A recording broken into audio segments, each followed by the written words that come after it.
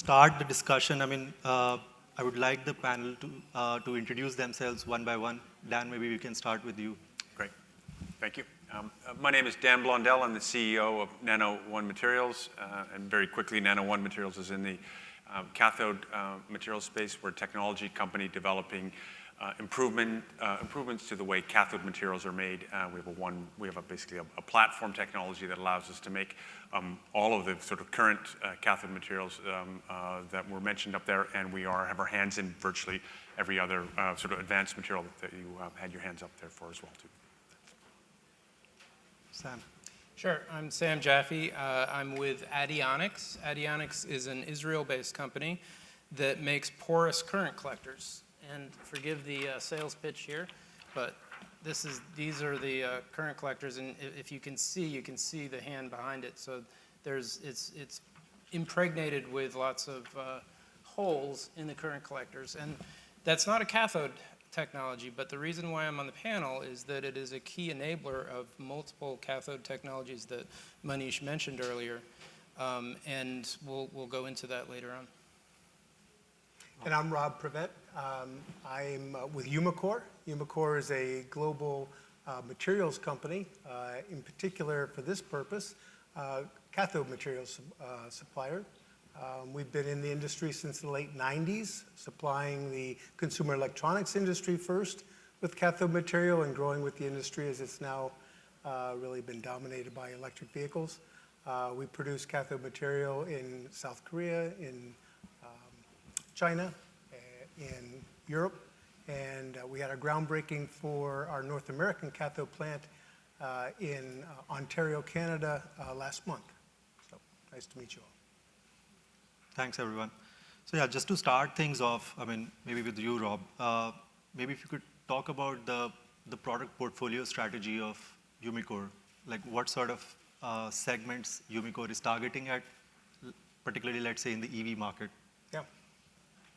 Yeah, it's we definitely see a market that will allow and reward multiple chemistries. The one chemistry that Umicore is not involved in is LFP or LMFP. We had a presence and an activity in that, but are no longer in that since about 8 years ago. Umicore's really value proposition is around circularity and the recyclability of the cathode materials is really important. So in terms of chemistries, we would see a high nickel cathode material as being sort of a design for performance, what we would call design for performance, where you're really maximizing energy density. And certainly in Europe and North America, we see demand for those products. As we step down, let's say, in terms of cost and in terms of energy density, we would, and of course you had it on your slide there, an NMX material where we're really thrifting, removing the cobalt down to 1% or 0%, and really trading off maybe a bit lower nickel, a little bit higher manganese. As we continue to go through the cycle, we are looking at high voltage applications for mid-nickel NMCs. So where you might have a 70% nickel, but operating it at say 4.35 volts, 4.4 volts even, to get really that high energy density, but remove some of the dependence on the nickel markets. And then if we really look at it as designed for cost material, we're developing a manganese-rich, what many of you may know as an LMR technology. It's not a new cathode chemistry, but it's something that what we found by operating it at a bit lower voltage than it had been originally 10 years ago when it was introduced, that you could still get quite nice energy density and capacity out of it, cycle life without the voltage fade, and by operating at 65% manganese, for example, the cost is very attractive. So those four chemistries we see all having a role to play in the EV market. Okay, Dan, maybe if you could, let's say, chip in and also talk a bit more about the LFP and LMFP part? I mean, is Nano One looking to address that? And are you getting any sort of requests from, let's say, the customers from the North American market? Right. So maybe just again for an overall sort of background, our technology, our one-pot process does allow us to make the whole range of different cathode materials, be it high nickel, high manganese, high iron content materials for a wide range of applications. I think Robert did a good job of explaining kind of where those fit in the market.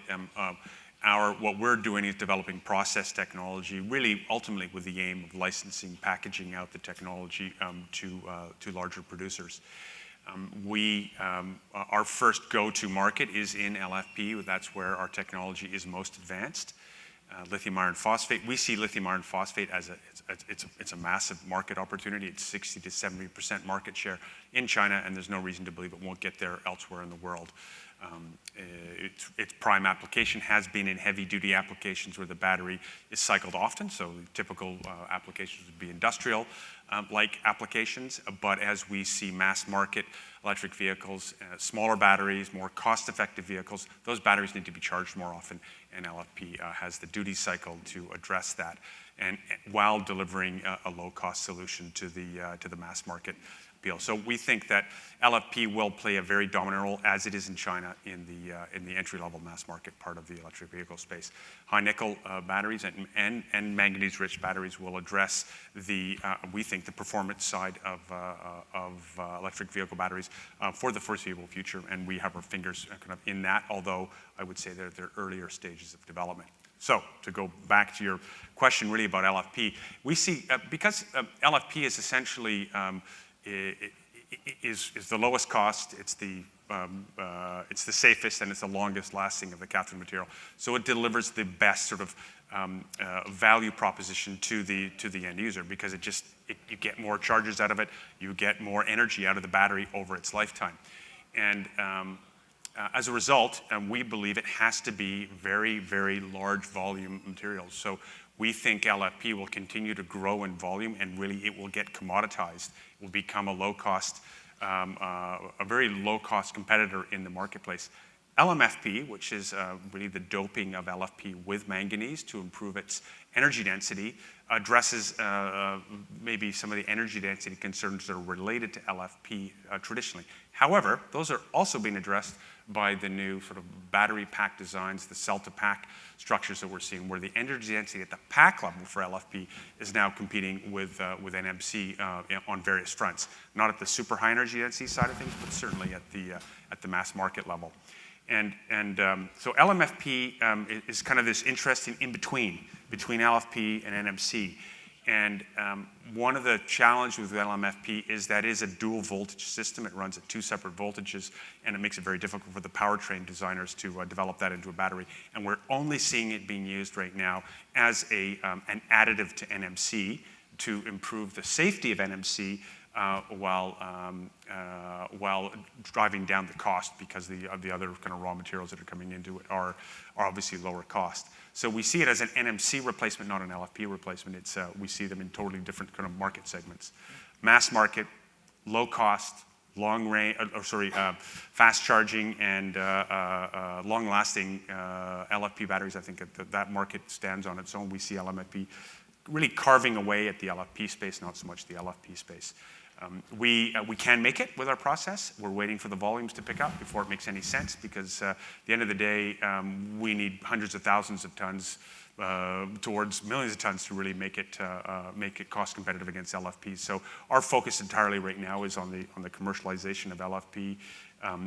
Soon after that, the NMC products, and we will watch LMFP and react accordingly. But we're certainly capable of making it. Okay.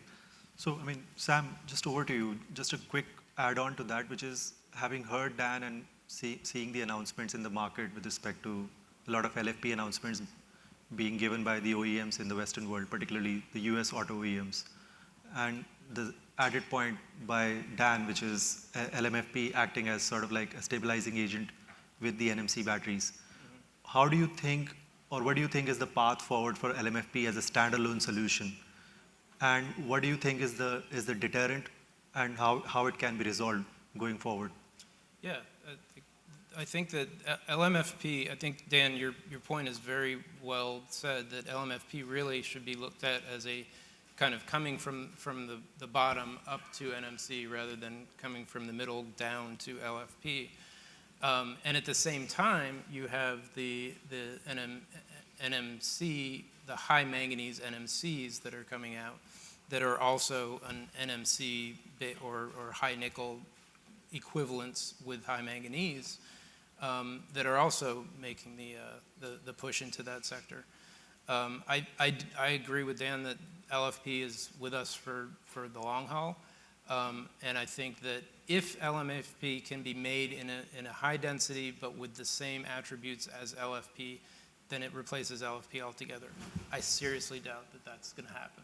That there are some very significant issues having to do with particle size, having to do with resistivity of the LMFP particles that cause problems and make it, it's not the ideal perfect solution. It has issues and it's going to play a role, but it's not going to replace LFP. Okay, and staying with you, I mean, for the next one, which is, how do you think are the new sets of, let's say, design and manufacturing technologies address this problem? And how do you think that basically is going to move forward with respect to, let's say, thicker cathodes or use of, let's say, lesser inactive materials? Mm-hmm. So I think if you look at the cathodes that we've been talking about, LMFP, LNO, LNMO, all of the above, what you're doing is, what the industry is doing is they're looking at the most expensive material, cobalt. Let's hack that away and replace it with something else. What's the next one? Nickel. Oh no, now we've got a battery full of nickel, but that's kind of expensive too. Let's hack that away and replace it with something else. That's one way to cost reduction of a battery pack. The other is through energy density. If you can make a more energy dense battery cell, you will have inherently a reduced gravimetric and volumetric size to the battery, and corresponding lower cost to the battery. The way to get there is to increase the thickness of the cathode and anode layers, of the electrode layers, so that it's as much active material, the stuff that's actually doing stuff in the battery, and as little inactive material, the stuff that's just sitting there not participating in the electrochemistry of the battery, as little of that as possible. And I think that's technologies that enable that are what's going to have a bigger impact on the end cost of the battery pack than simply getting rid of the cobalt or lowering the nickel or so on. And I think that we're starting to see binder approaches to new binders and use of carbon nanotubes as a binder material that is having a big impact. I think that we're starting to see new forms of separators. A company called Sepion that I'm familiar with has a really interesting separator that's coming out that is pretty different from what's out there. And the single biggest weight of the battery of inactive materials in the battery is the current collector. The copper, a battery is a whole bunch of copper and aluminum that's just sitting there not doing anything. And that's what Addionics is doing, is trying to reduce that by making porous copper and aluminum current collectors, which have the added advantage of better adhesion, which allows the slurry making process to work better and the battery to last longer, hopefully, and higher conductivity too. So you make a small change to an inactive material and you end up impacting how much you can load onto the electrode layer and therefore making it a more energy dense battery. Okay, so Sam brings up an interesting point around cost reduction, which is through, let's say, design and manufacturing mechanisms. As far as Umicore is concerned, an interesting choice of location is Canada for the upcoming projects. So what do you think are the measures which basically Umicore is bringing into perspective? One I could think of is, let's say, co-precipitation, which is having the PCAM and CAM all done in the same place. Maybe you could, let's say, talk little bit more about it in detail. Yeah. Certainly, I was just talking about this at lunch.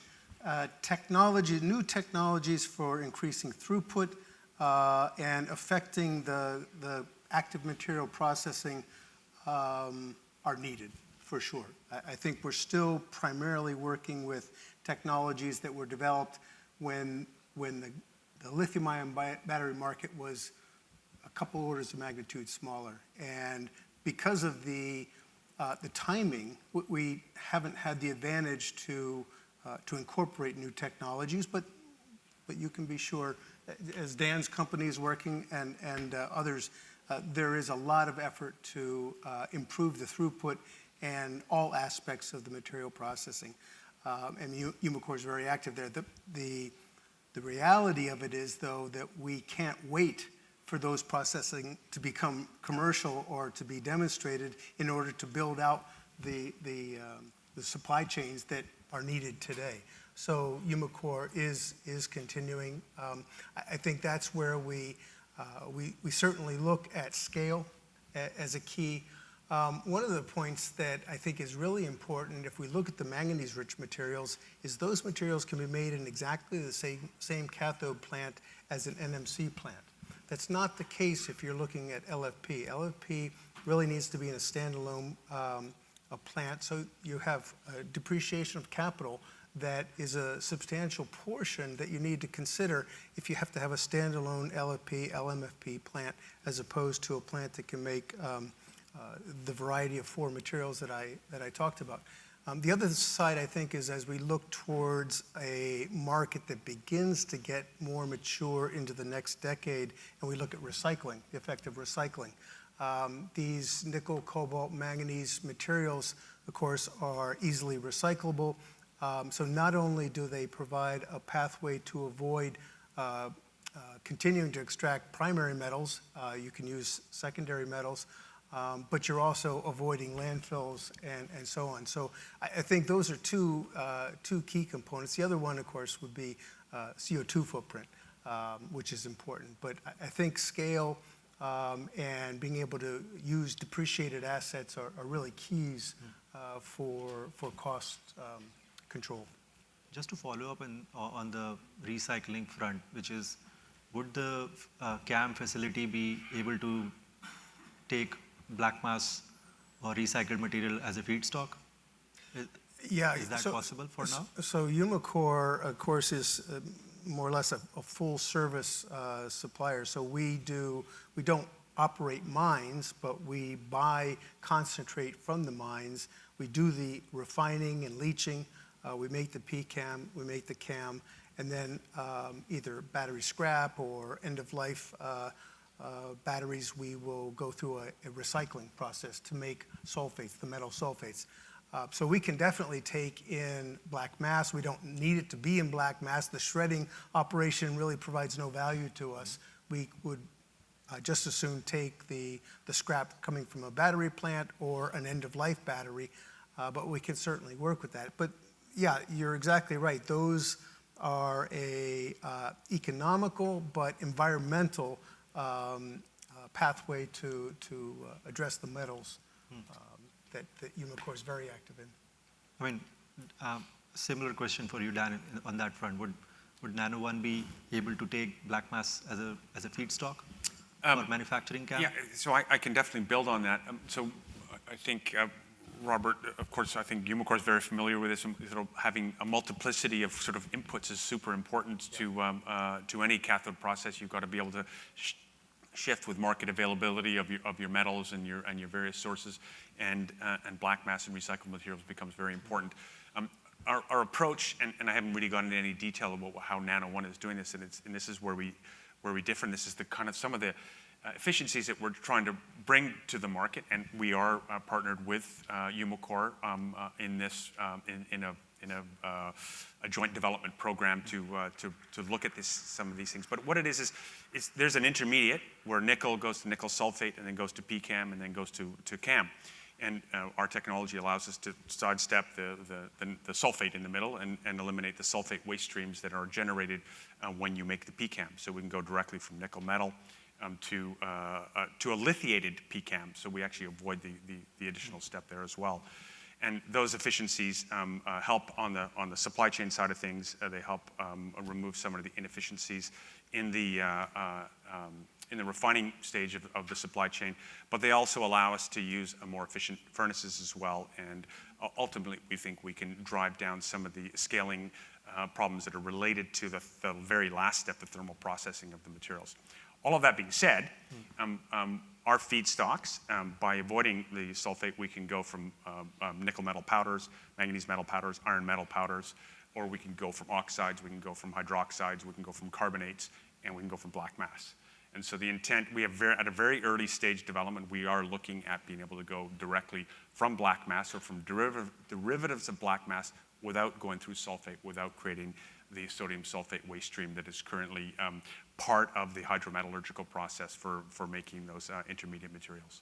So yes, we have exercises underway, but very much at an early stage. It's a long game, we think, and we need to have solutions in the long run for this. But at this stage, we're just starting to place our pieces and look for solutions that are going to ultimately solve some of these supply chain choke points that we see in the future. So just to follow up on that, I mean, if let's say you're building up your refinery, you're designing it on a multi-feedstock basis, so the process would have to be optimized in each case. Would that be a fair assumption? Yeah, that would be correct. I mean, you can't just plug and play the materials. Of course, you're adding different anions in there, and you have to deal with them. And there's different energy states and chemistries, chemical reactions that have to happen. But ultimately, the same underlying process can work. Much as Robert said, you can make LNMO and LMR and NMC all in the same factory. You can do the same basically, but you can't do that. Each one of those is customized, but using the same equipment. It would be really the same kind of rationale here. If you're using different feedstocks, you have to tweak it, but by and large, you have the same units of operation and everything involved in feeding those feedstocks in there, whether they be carbonates or hydroxides or pure metals. Yeah. Well, and I would say also from a supply security standpoint, it's very valuable to be able to work with different feeds. Umicore will specifically maintain various feeds to our PCAM processing for that very reason, because either availability or market dynamics or other reasons intentionally use different feedstocks to produce the PCAM to ensure customer gets the material when they need it. Yeah, I mean, as payables go up and down for nickel, for instance, I mean, there are different feeds you may want to use, and so that's certainly Absolutely. It's very important to be able to move and adjust in a market that's really large, and when you're having to really hedge volatility in acquiring those feeds. Yeah. I mean, just to round this up with Sam, I mean, are you seeing the similar sort of trend with, let's say, your customers or let's say other participants in the market? And do you see any challenges to this? Even though, to optimize it, you could say you could use, let's say, multiple feedstocks. But are there any challenges associated which you foresee? There is one big challenge with the move towards lower cost batteries through cathode chemistries, which is right now we recycle because of the cathode.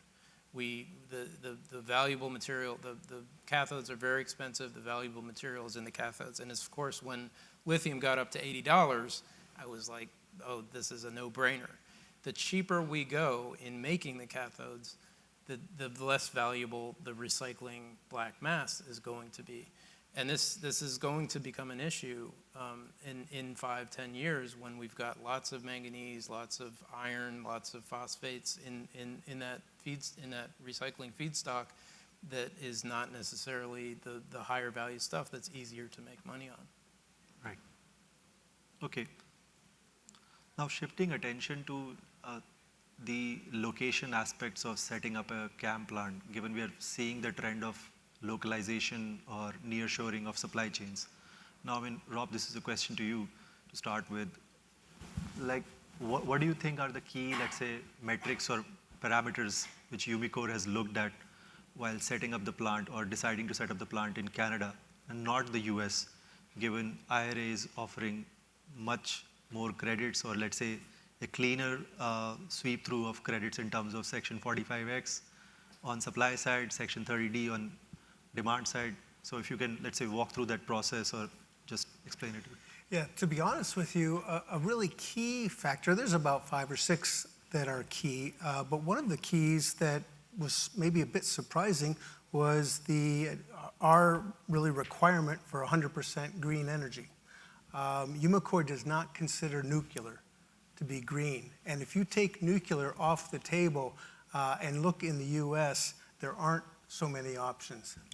And that is a very glaring shortcoming, I would say, in terms of the energy mix. You've got to have resources, you've got to have transportation, you've got to have, people, you want to be close to your customers. So there are, and you obviously have to have the land. We've got about 350 acres on our site in Ontario, so enough to accommodate about 175 gigawatt hours, including CAM, PCAM, and refining and leaching. So there are a number of factors to consider. The subsidies, the government support is important for sure. Of course, as soon as the U.S. has a subsidy program, it really forces adjacent countries to really compete. And so it's not as big an issue as you might expect within region. And that's a really key, is within region.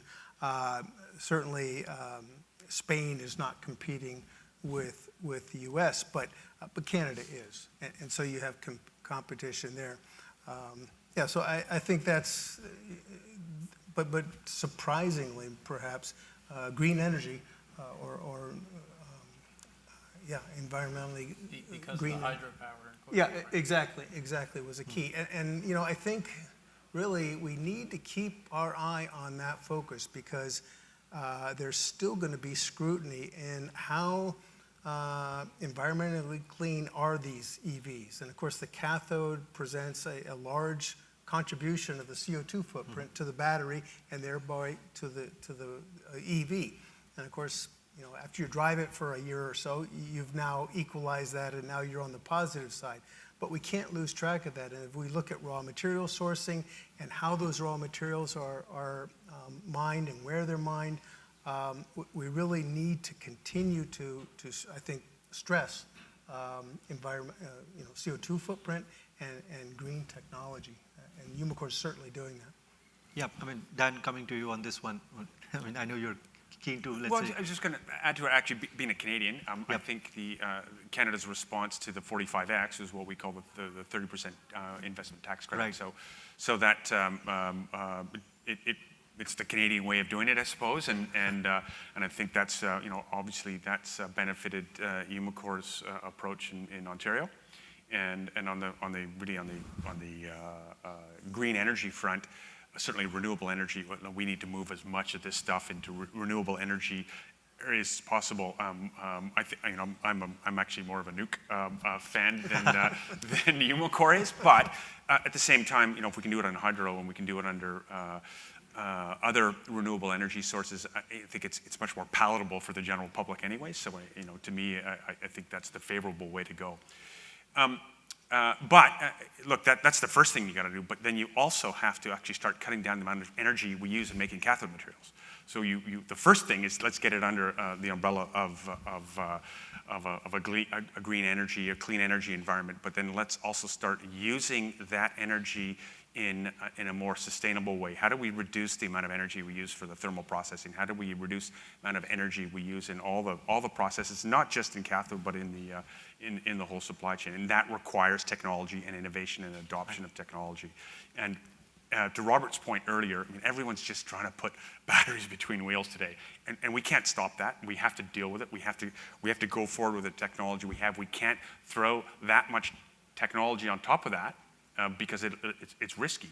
But the next generation is where we need to invest in technology for the next generation. It's the next generation of battery materials and batteries and energy density at the pack level that are really going to drive the kind of efficiencies we need that ultimately will make us better stewards of the energy that we are using. And I think it's incumbent on everyone in here to be striving towards that. Yep. So just to follow up to your response, is US a region which you are looking at, let's say, with curious eyes in terms of, let's say, following up on the commercialization path? I would say all avenues are open to us. Okay. We have last year we acquired a facility in Quebec, which is the only LFP producing facility in North America and one of only 3 outside of China in the world. And we are converting that into a large pilot plant. We aim to build our first sort of demonstration commercialization plant in Canada, quite possibly in Quebec. That's a commercialization plant. But really, from there, our model is to package that all up in a turnkey plant design that would then be basically licensed out to operators around the world. So that could be in the US, it could be in central Canada, it could be in Japan. We struck a partnership with Sumitomo Metal Mining recently, really focused a good chunk of that on LFP, and so that could be an entrant into the sort of Asian area outside of China. And of course, Europe is wide open as well on that front. So we're certainly looking at it on various fronts. Obviously, the economic incentives in the U.S. are attractive, but may be attractive to us as a small operator. But really, our main goal is to be a licensee into the space, working with experienced operators in the chemical industry, in the cathode industry. Really to adopt the next generation of technology for cathode production and battery input. I mean, Sam, coming to you on this point, I mean, like, of course, there is a lot of activity going on in the US, and CAM localization is one part, but it is still a little underwhelming in terms of how much CAM capacity has been announced in US compared to what was earlier thought. So do you see any challenges with respect to that? I mean, why I ask this question is because of the reasons around FEOC clauses in IRA, which we do want to come to because it's a critical aspect of the IRA and how FEOC is defined. And maybe if you want to, let's say, comment a bit on it. Yeah, so just as an aside, you know, Addionics is an Israel-based company. Israel has a free trade agreement with the US. We could put the plant in Israel. It's not going there. It's going in America. And not because of 30D or 45X of the IRA, but because that's where our clients are. That's where the battery makers are. Yep. So we know we're going to be in America. We're going to be in a battery belt in America. So that means either Nevada to Texas or Quebec down to Georgia. We're going to go in the latter. And we'll be making our plan announcement soon. But in terms of your question about CAM production in the U.S., I think it's definitely, I think for the people that designed the IRA, and I think that's the most vexing problem, because obviously that's the most high value product going into the batteries, and it's the most critical, in my opinion, to essentially become a local secured source. And yet, it's all being made in Canada. And luckily, we're not at war with Canada or anything. But who knows? We're too nice. Sorry. But, you know, it's clearly hasn't worked out that way. And I mean, literally the reason to do it is the 45X rules, as well as the FEOC regulations, which are still to be determined. We don't know. There's so much that we don't know about those rules. But I think that that's been a problem with the IRA. It's been a misfire of the IRA. Okay, I mean, I'd just like to add a bit more on, let's say, the 30D guidance. I mean, a lot was discussed in the last, let's say, panel, as well as a reference to what Tara had mentioned a few panels back today, which is the March 30th guidance on Section 30D clean vehicle credits does put the CAM production focus into the free trade partner countries, which is, let's say, South Korea, because you can have the value addition criteria applied at the CAM level, which basically sort of undermines the CAM production localization in US. So South Korea is one location, the other one is Morocco. I mean, I'm sure many of you have heard the announcements which the Chinese and the South Koreans have done in JVs through Morocco, basically using Morocco as a bridge country. And Morocco is an FTA partner of US. And this issue would get further exacerbated by the definition of FEOC, which is currently the conversations is such that the entity would be defined as 25% is controlled or has the voting rights by a Chinese entity, which basically further undermines this issue and probably should be talked a little more. I mean, Dan, coming to you on this one, maybe any further thoughts on this to just, let's say, close this point?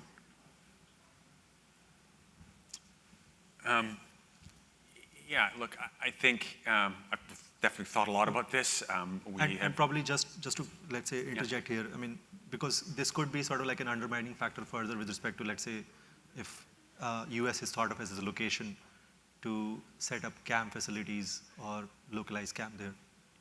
Yeah, I think one thing is important to understand, the bulk of the world PCAM comes from China, whether that be iron phosphate or NMC precursor. And today, all of the iron phosphate is lithiated in China to make LFP, and a portion of the world's of China's NMC goes to Korea to be lithiated into LNMC. And it's not all like that. I'm painting a fairly wide brush, but the problem is that even if we're buying cathode material from Korea, it's still all the NMC precursors originating from China. So in order for Korea to maintain that market, if the FEOC kind of rulings go against them, they will have to start doing the precursor work, and they'll have to get their nickel, manganese, and cobalt from somewhere else. And so very challenging, very, very challenging. And while it sits in limbo, everyone's just kind of waiting. So and that's causing part of the pause we're seeing, I think, in the electric vehicle space. So there's a strategic element going on here. And not only that, I think the Koreans and the Japanese to some degree are worried about operating in North America under more North American environmental rules, and also. And really just business rules, because it's very different to operate. I can't speak for Umicore, but obviously you guys operate in Korea. It's a very different world there than it is in North America. The organizations there are different, the same in Japan, and I think the environmental regulations in North America are going to be much stricter as well. So there are a bunch of competing elements here that are that actually cause tension in the IRA. Yep.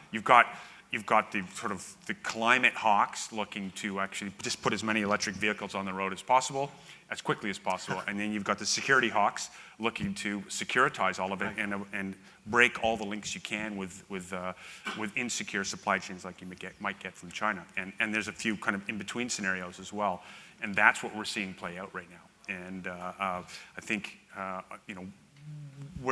we built a business model that we believe kind of is independent of that. It could swing one way or the other and be beneficial to us, but at the end of the day, we can't rely on it going one way or the other for our business plan. So it's important to be kind of future-proofed against that, and that's really key, I think, for anybody in this business right now. You can't rely on it going one way or the other, and it causes this kind of delay. Well, Robert, you look like you've got... I was just going to say, because the timing is really a very critical point. I would just go back to your comment about Umicore placing our plant in Ontario, which of course we did, but I would point out that happened before the IRA was announced. Yeah. And today, people can't wait. The billions and even tens of billions of dollars that are being invested cannot wait for the US government to make a decision on how they're going to define foreign entity of concern. So things are moving forward. Large investments are being made with large risk over how that will be interpreted. The idea that it might be interpreted the way the CHIPS Act, which was what you referenced, right. That's a possibility. But if that had been the case, why didn't they announce that back in the spring? Because that was already defined at that time. So that's really another element to this whole thing, is the timing. Because again, we have a shortfall of CAM in region. Yeah. It's a CAM plan is 36 months if it's brownfield, if the site's already been selected, 48 months if you don't have the site yet. That's just the facts. And so you can't put one up overnight. And so companies are having to make these large bets Right. based on high risk. So an interesting question has just come up. I mean, I'll just go one by one. Do you think the battery chemistry preference is going to be affected by the IRA because of material availability? So probably, Sam, we can start with you on this one. Will battery... Battery chemistry preference is going to be affected by the IRA because Absolutely. of raw material availability. Absolutely. There's going to be an impact. I think, earlier today we saw the trade representative talking about potential talks with Indonesia about nickel. That kind of thing will also have an impact on NMC versus LFP. Absolutely. Definitely. I guess I might go in an opposite direction there. I think I like this. the market will define what chemistries in terms of the performance that we as light-duty vehicle buyers demand from our vehicle and what we're willing to pay. And so I think the market is going to define it. The materials are available, and the way the IRA is written, you can either extract it or process it. So it doesn't have to be extracted from a free trade agreement country as long as you're getting at least 50% of the processing done. And so there is room. It's complex, for sure. But I think the market will define the chemistries. Probably Dan, over to you. I tend to go with Robert on that. I think that maybe there's a slight.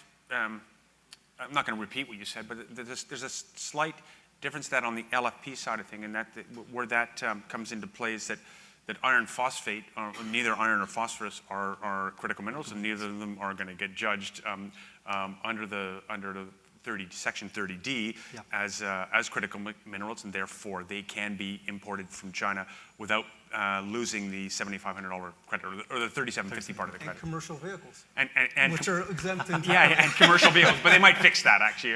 Who knows? And then when you look at ESS, which is really where a good part of the LFP market is going to initially grow, it won't be as much in the electric vehicle space. There is no 30D on the ESS side of things. It's just the 45X tax credit. Now the 45X tax credit does encourage manufacturing of those materials in North America, but it's independent of the chemistry. So to me, again, back to Robert's one, I think the market decides. Okay, great. The next one is sodium-ion implementation in batteries feasible in the short term? Will it be a threat to actual cathode technologies or the current cathode technologies? Probably, Rob, we can start with you. Short term, I would say no. Umicore is very active looking at advanced technologies from sodium ion to disordered rock salts to obviously cathode for solid state. All of these are technologies that we have to develop. The next generation, like the processing of today's cathodes. But we define Horizon 1, 2, and 3 as sort of the current, the 2 to 3, 4 years out, and then the sort of 5 beyond. And we put sodium ion into that somewhere between the second and third horizon. So you asked if it's available now. For us, we're not in mass production of sodium ion. Even if it were available today, it took 30 years for the nearly frictionless supply chain to grow for lithium ion to grow in China. It's going to take a measure of decades for that supply chain for sodium to do that too. And then, once it's there, it will address a different need because it has different performance characteristics than all the other chemistries. And so each one of them serves their own, I won't call it a niche because they're massive, but each one of them serves a different part of the market segment. So I think sodium ion, look, bring it on. We need everything we can get, and it will address a part of the market that perhaps the other chemistries can address as well, but I don't think it takes away from any of the market that we're all trying to address. All right. I guess that's it from us. Thank you so much. All right. Thank you. And I guess we can